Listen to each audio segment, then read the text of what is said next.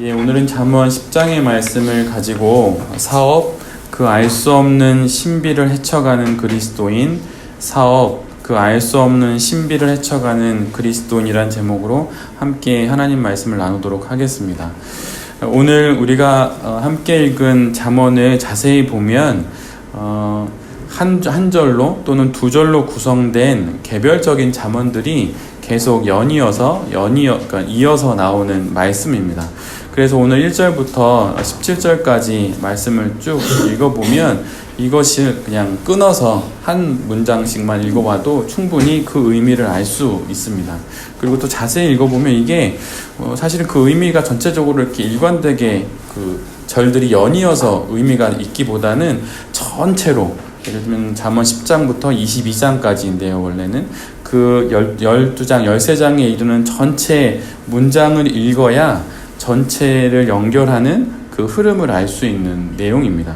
그래서 이게 사실 잠언의 특징이기도 한데, 내용상으로 서로 깊게 연관성을 가진다기보다는 중요한 의미를 큰 흐름 속에서 이렇게 좀 연결해서 이렇게 말하고 있는 거예요. 그래서 끊어서도 충분히 어떤 그 성경이 말하는 지혜를 한 절이나 두 절로도 알 수 있지만, 더 정확하게는 전체 12장이나 13장을 한번 보고 그 흐름 속에서 이 의미를 파악할 수가 있습니다. 특별히 오늘 본문 10장을 시작으로 15장까지가 이제 한 단락이라고 볼 수 있는데, 그 중심 내용은 의인은, 즉 지혜로운 사람은 그의 삶을 하나님께 맡긴다고 하는 거예요. 그 의인들의 삶의 특징은 하나님이 당신의 백성과 맺으신 그 언약에 의해서 확정된 규정이 있는데, 그 규정과 언약에 자신의 삶을 맞춘다는 것이 그 의인의 삶의 특징입니다. 따라서 잠언은 이렇게 자신의 삶을 언약, 그 약속 위에 놓으려는 의인과 그렇지 않은 악인을 비교하고, 또 언약을 따라 자신의 삶을 살아가는 지혜로운 사람과 자신의 소견에 좋은 대로 행동하는 어리석은 사람을 서로 이렇게 맞세워서 두 운명을 선명히 드러내 보이게 됩니다. 이렇게 다른 두 운명을 비교함으로 잠언은 의인은 결국은 하나님과 하나님의 뜻을 진지하게 받아들임으로 복을 받는다고 말하고, 반면에 그 대척점에 있는 그 악인, 또 지혜롭지 못한 사람은 망한다는 결론을 내리게 됩니다. 그런데 실은 이런 성경의 이야기들, 또 우리가 진리라고 말하고 또 참된 이치고 참된 길이라고 말하는 성경의 이런 교훈들은 의인은 복을 받고 또 그렇지 않은 악인은 벌을 받는다고 하는 것은 기독교인으로 이미 수년을 살아온 우리들에게는 조금 식상한 듯하게 다가와요. 뭐 다 그런 거 아니겠어? 하나님의 진리를 따르면 복 받는다고 성경에 쓰여 있어야지 뭐 그게 복이 안 된다고 말하겠어? 라고 말하면서 이렇게 식상하게 들리게도 됩니다. 그리고 때로는 이런 교훈이 저는 개인적으로 너무 좀 얄팍하게 들릴 때가 있어요. 뭐 이건 성경이 굳이 아니어도 다른 책을 읽어도 선하게 살면 복 받고 악하게 살면 벌 받는다 라고 하는 이야기들은 성경 이외에 다른 책에서도 볼 수 있기 때문입니다. 성경에서나, 그래서 그런 말씀을 읽을 때마다 성경에서나 가능한 일이지 실상은 그렇지 않다고, 실제는 그 반대라고 말하고 싶고, 심지어 그것을 증명해 보일 수 있는 사례도 신문만 펼쳐봐도 그렇게 어렵지 않게 찾을 수 있다고 말하고 싶은 마음이 일어나기도 합니다. 그래서 오늘 본문은 사실은 이렇게 다시 읽을 수가 있어요. 지혜로운 아들, 또 많이 배운 아들이 부모의 기쁨이 되기보다는 오히려 많이 배웠기에 부모를 무시하게 됩니다. 실제로 신문을 보고 또 세상에 돌아가는 이야기를 보면 무식한 자녀가 부모에게 이렇게 불효를 하기보다는 많이 배운 자녀들이 부모를 많이 무시합니다. 저는 실제로 이런 얘기도 들었어요. 부모에게 자식에게 효도받고 싶으면 많이 가르쳐서는 안 된다고, 이런 얘기도 제가 어느 어르신들이 하는 얘기도 들었습니다. 그리고 또 반면에 또 너무 어리석은 아들은 부모의 평생의 짐이 되지요. 이게 세상 돌아가는 일입니다. 또 불의한 재물도 실은 유익할 때가 있지요. 또 공의, 즉 정직하게 사는 것은 어렵고 나를 공경에 빠뜨릴 때가 있습니다. 제 주변에도 옳고 바르게 일을 했는데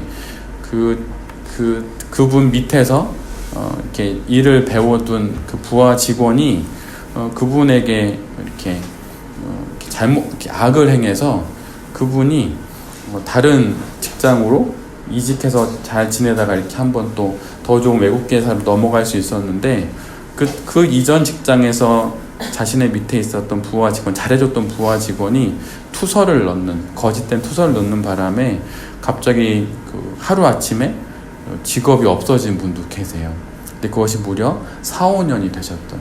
또 중간에 한번 또다시 다른 외국계 회사로 넘어갈 수 있었는데 또 그 직원이 또다시 투서를 넣어서 또 이렇게 4, 5년 동안 아주 어렵게 지내신 분도 보게 됐습니다.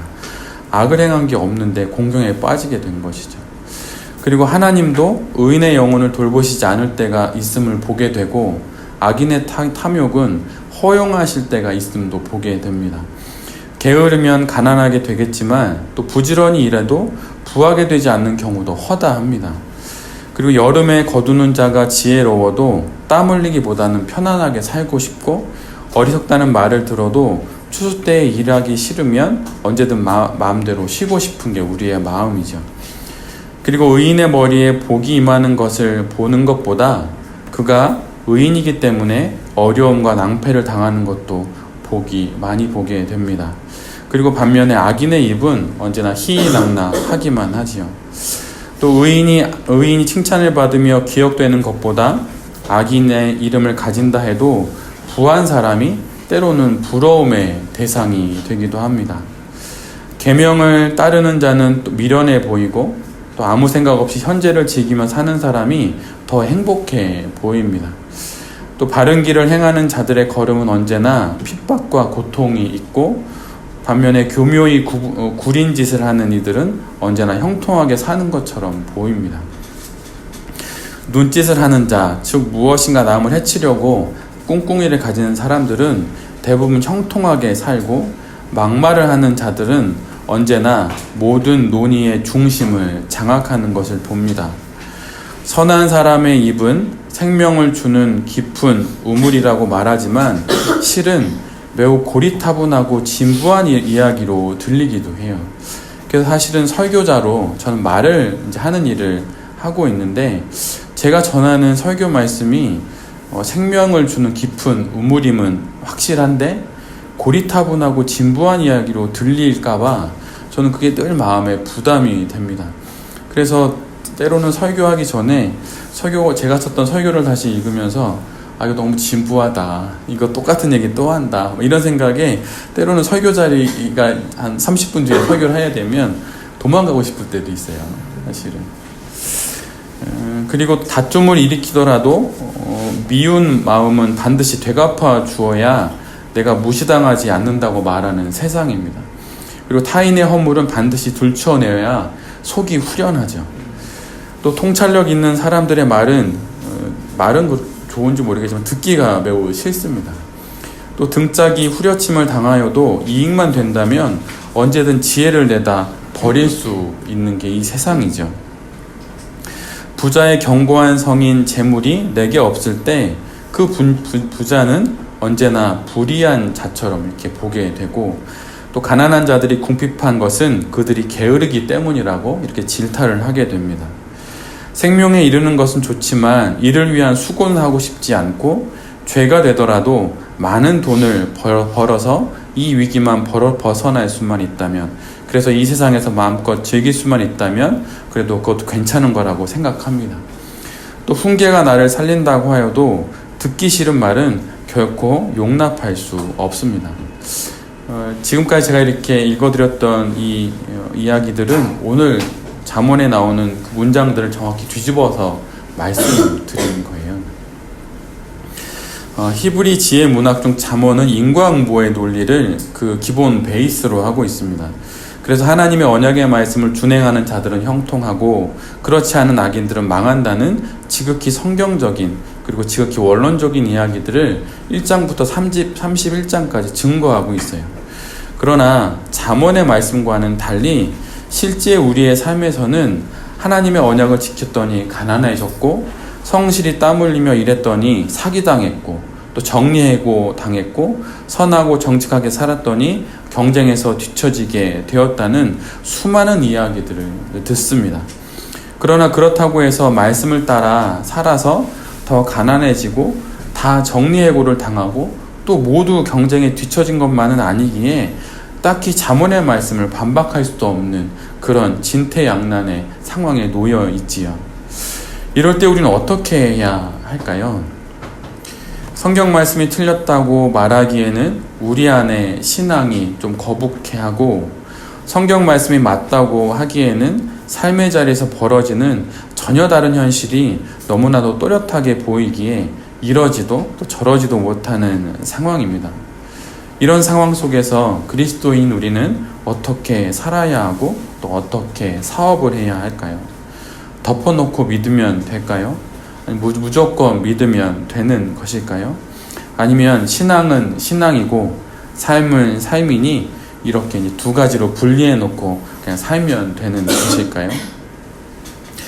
사실 저는 신학하기 이전에 다른 학문으로 박사학위까지 공부를 했었습니다. 근데 제가 그 과정을 수료는 하고 학위를 안 받고 중간에 그만두게 된 이유는 제가 배우는 학문이 제 내면에 제가 살아가고 있는 삶하고 괴리가 생겨도 전혀 지장이 없다는 걸 제가 알게 된 순간이었어요.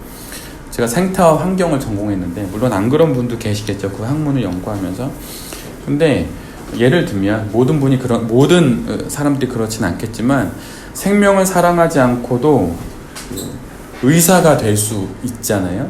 근데 사실 저는 그게 좀 괴로웠어요.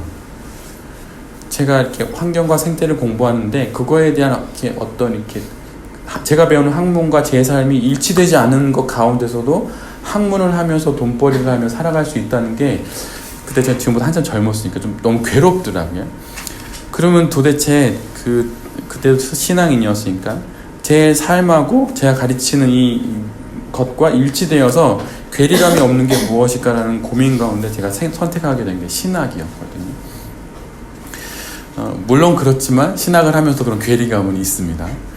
근데 제가 앞에서 던졌던 질문처럼 삶은 삶이고 신앙은 신앙이니 이렇게 두 가지로 나눠서 돈 벌 때는 돈을 벌고 교회에서 예배 드릴 때는 예배를 드리고 이렇게 살아가면 되는 것일까요? 이런 질문을 하면서 제가 한 5년 전쯤에 한 그 분의 이야기를 듣게 된 적이 있습니다. 그것은 어느 목사님에 관련된 이야기였는데요.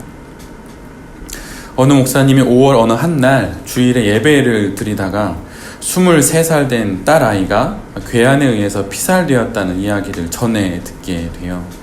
근데 주일 중이었고 또 주일에 예배 중이었습니다.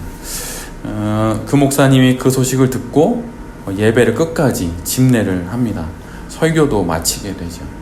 근데 어느 기독교 신문에서, 그런데 이제 드러내놓고 말하진 않았지만, 이 목사님의 모습을 아주 신실한 신앙인의 모습으로 보도를 했어요. 그리고 그리스도인들 중에 이 신문 기사를 읽고, 저도 사실 읽었는데, 읽고 일부는 이에 대해서 공감할 수 없다는 반응을 보이기도 했고, 또 어떤 분들은 깊은 신앙이라고, 이 신앙을 가졌다고 말하는 또 사람들도 있었습니다. 그리고 그 뒤에 사고가 이제 발생한 후 딸아이의 장례를 모두 마친 그 목사님이 자신이 섬기는 그 교회 홈페이지에 자신의 심정을 이제 칼럼으로 이제 옮겨 놓으셨어요. 제가 그 부분을 좀 읽어드릴게요. 그 목사님의 이제 마음입니다. 잘 한번 들어보세요. 삶이 어디 구구절절히 설명 가능하던가. 정체를 감추고 들이닥치는 일이 많으니 인생을 바로 보기가 어렵다.